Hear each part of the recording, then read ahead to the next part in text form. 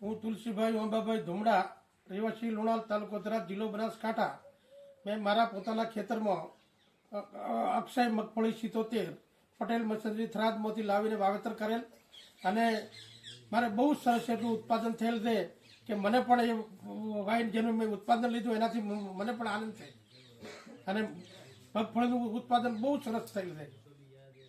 કેટલા કટ્ટા વાયેલા?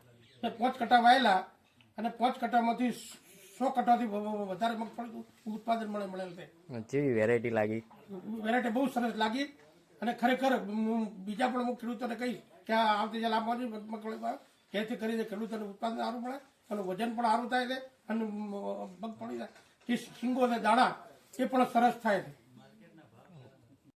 બજાર ભાવ બીજી મગફળી કરતા પણ આના મળે 150 રૂપિયા વધારે મળે.